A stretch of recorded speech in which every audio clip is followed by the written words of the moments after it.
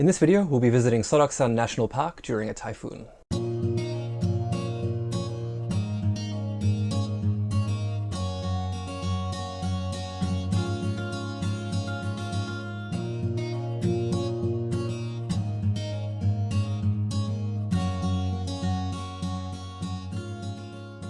Hi everyone, welcome back to another on-location video. This is Dylan Golby.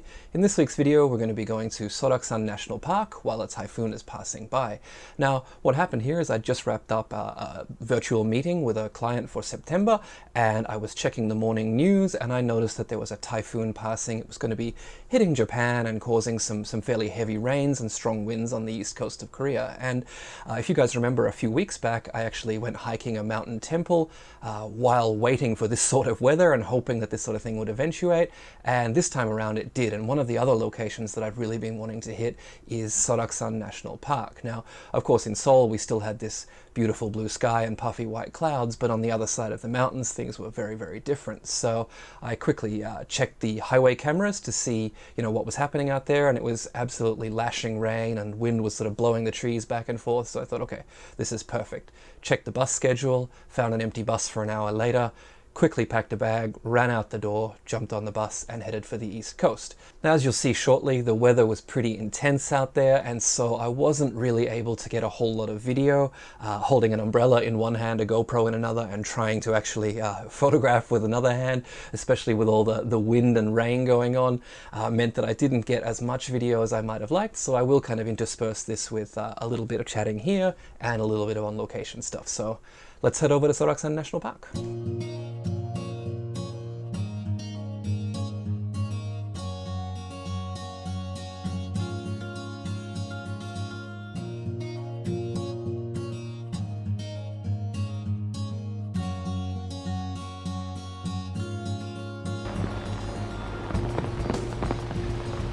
Welcome to a very rainy Seoraksan National Park on the east coast of Korea.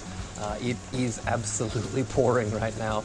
On the way up here, it was looking really good. The sort of thing that I was trying to get, or that I'm going to try and get today, is just the moments after and before the rain, when the clouds really kind of hang out around the tops of the mountains, and we get these sort of granite peaks and pine trees with clouds around them and just wisps of fog and things like that. Some of the waterfalls that are coming off the granite peaks up here. That's the sort of thing I'm after, but right now we just can't even see more than a couple of meters in front of us. So I'm sort of hanging out here, waiting for that to calm down a little bit so I'll be able to start seeing things. So the two things that I am really glad that I decided to bring with me though are my XF 55 to 200 millimeter, which is going to give me the reach to be able to get the waterfalls that are up on the peaks. And the other thing is actually my GFX, because the clouds, as I was coming over here, had these sort of beautiful gradients and beautiful textures in them, and being able to capture all that detail and those sort of fine gradations between the colors is what the GFX is really, really good for. So I'm going to try and get a couple of those waterfalls, and then I'm also going to head over to, there's a temple here. So some of the hiking paths are closed today just because there's been so much rain from this typhoon. That they're flooded and they're not safe to go up, so they've closed them off.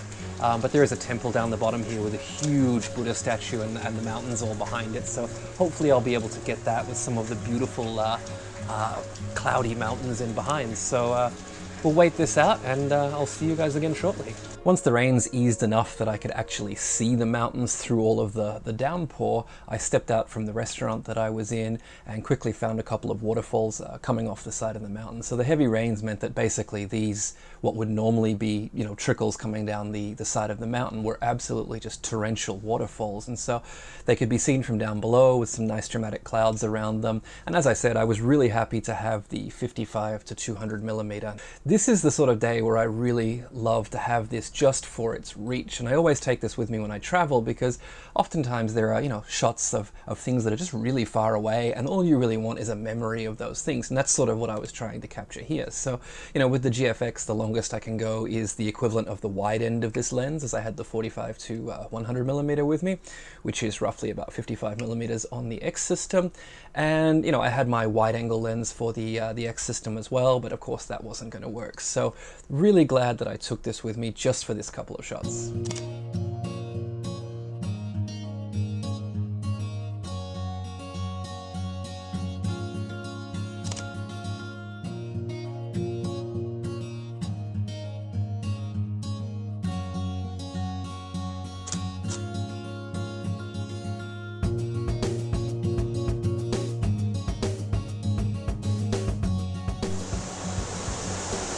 For this composition, I really want to express just the amount of water that comes into this stream when we do have a typhoon like this. So this is not normally like this. It's typically sort of a trickling stream, maybe a bit of a river at best, but today it's absolutely raging. And so I found this nice little spot with a bit of foreground here, which are actually all of the little stone pagodas that people make around temples here and around mountains here.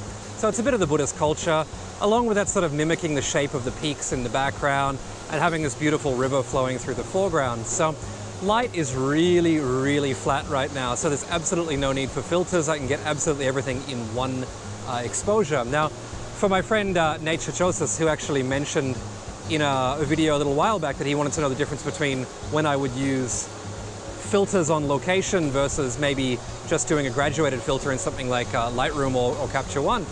This is one of those cases where I would just dodge and burn. There's no real need to capture more than one frame here. I can get it all in one frame and then just basically manipulate the light to my heart's content. So this is one of those times where I really wouldn't use a filter on location, especially because it's raining and it's just too difficult to get it out and keep it dry.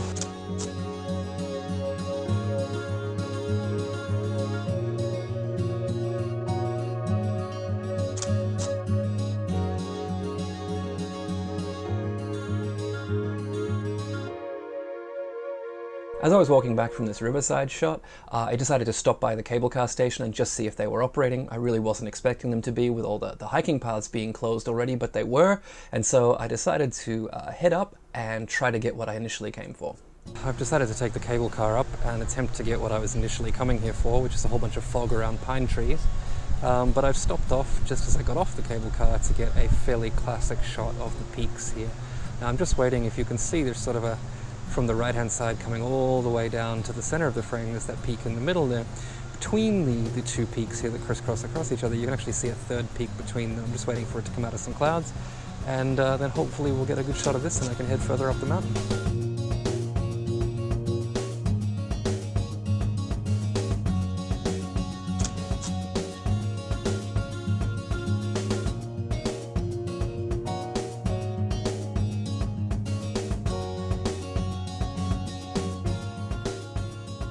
As you can see from this footage, things were extremely fast moving up there, and I didn't really get a chance to make a lot of video while I was trying to manage my umbrella, clean the lens, and still get photographs of the scene. Typically from this peak you can pretty much get 360-degree views of the national park, the ocean, the city below, and it's a really spectacular spot to shoot.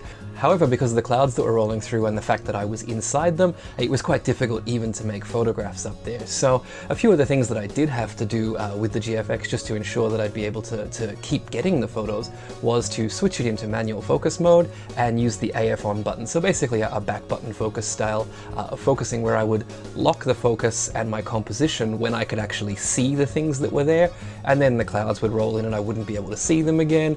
And then as they sort of started to part, I could go click, click, click, click, click, make a whole series of photos, and then they'd get covered up again. And then basically I would do that, rinse and repeat, change my composition, zoom in, try to get some details, get a couple of wide shots, try to use a little bit of the foreground that was there.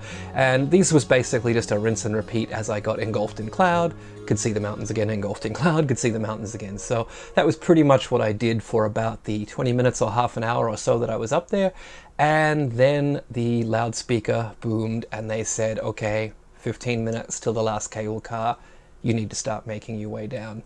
And so, you know, I got my gear and I started to pack up, and then the sun burst through the clouds. The clouds parted and the setting sun came through and started to backlight all of the fog and the mist that was around there. And I thought, I might just sleep up here if worst comes to worst. So basically I put everything back on the tripod, and I knew that I had about 5 minutes to make pictures. It was me and, you know, 2 or 3 other people, and you don't want to be the last person holding up the cable car going down, and you also don't want to be the foreigner who's the last person holding up the cable car. So I made sure that I was going to be before them down, and I just kept hammering, bang, bang, bang, shooting as many as possible, and just trying to get as many different scenes and different like patterns in the mist and all of that while it was being backlit. And again, this was going between, you know, complete sun was covered and then just being backlit all of a sudden. So changing the exposure was a bit of an issue, and I did miss quite a few exposures, but you know, in the edit I kind of embraced those and just let the blown out areas be blown out, because you're not really going to see detail with your eyes anyway when the sun is sort of blasting through like that. So when the second announcement came over and I knew that I really had to get back down there,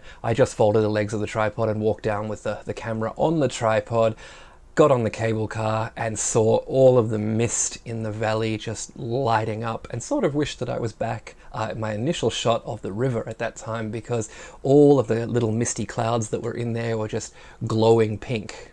The moment I got off the cable car, I ran as quickly as my flip-flops would allow me back to that initial scene at the river, but unfortunately the sun had already gone behind the last of the dark clouds and was headed behind the mountains when I got there. But you know, I was still really happy with the first shot that I got at that location, and really happy that I'd sort of pushed my luck a little bit with the cable car and stayed around for that sunset section at the top. So I've put a few of those shots plus some extras from earlier on in the post-video slideshow, so please do stick around for that. If you have a favorite shot from this video, please let me know below, and if you have any questions about their capture, I'm also happy to try and answer those for you. So as always, thanks a lot for watching, and if you haven't already, please like and subscribe, and we will see you in the next one. Cheers!